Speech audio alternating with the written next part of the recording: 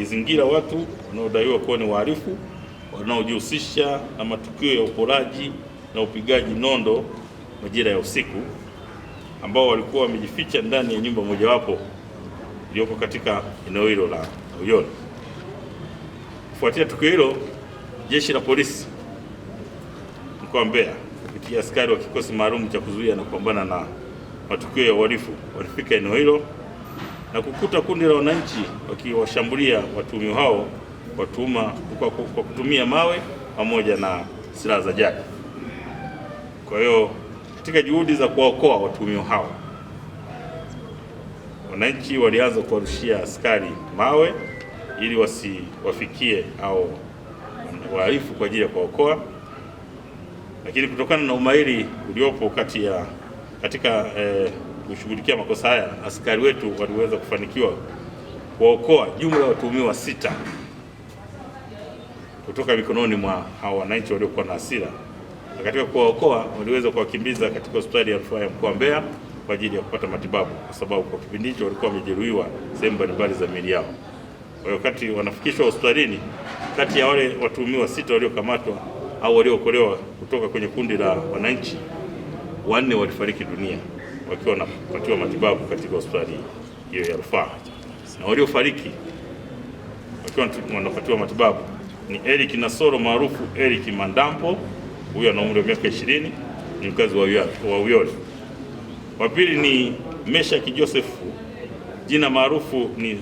Scofield, huyu naye ana umri wa miaka 20, naye ni mkazi wa Uyole. Wa tatu ni Abdalla Goliamu, naye jina lake maarufu anaitwa Dula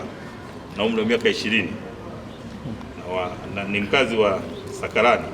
Na wanne ni Asajile Isaac mwenye umri wa miaka 25, ni mkazi wa Sokoni Kingani. Aidha, watuhumiwa wengine wawili waliokuwa wamepata majeraha kipindi hicho waliookolewa kutokana na majeraha madogo waliokuwa nayo walitibiwa na kuruhusiwa kutoka hospitalini, ambao ni Raksi Hamisi mwenye umri wa miaka 23 na Pasco Aroni mwenye umri wa miaka 32. Wote hawa ni wakazi wa Uyole ambao kwa sasa wanaendelea kushikiliwa na kuhojiwa na kikosi maalum cha askari kwa ajili ya kupata ushahidi muhimu ambao utawaunganisha na baadaye waweze kufikishwa mahakamani kwa ajili ya kujibu tuhuma hizi ambazo tumezitaja za kuvamia watu na kuwapiga nondo, wakata mapanga na kufanya uvunjaji na kuiba mali zao. Ambao tunao wanakiri kufanya matukio ya uhalifu maeneo ya Isyesye, Iganzo, Hangaya, Mangaveta, Yomba na Uyole. Na ndio maana utaona watuhumiwa hawa ambao walishambuliwa na wananchi walikuwa maeneo ya Uyole, na matokeo yake ni kwamba wananchi wameshatoa taarifa na tumekwisha baadhi walishakamatwa wakafikishwa kwenye vyombo vya sheria, lakini kutokana na taratibu za kimahakama wanaruhusiwa kupata dhamana. Wamepata dhamana, wameenda tena kufanya uhalifu. Kwa hiyo wananchi wakaona kama vile Jeshi la Polisi kwa njia moja au nyingine kweli tunawasaidia, lakini na wao wamefika sehemu wakaona sasa wachukue sheria mkononi, japo ambalo pia na sisi tunakataza, lakini tunaendelea kuhimiza watu wasijichukulie sheria mkononi, waache sheria ichukue mkondo wake. Lakini kwa sababu hawa watuhumiwa wanajirudia,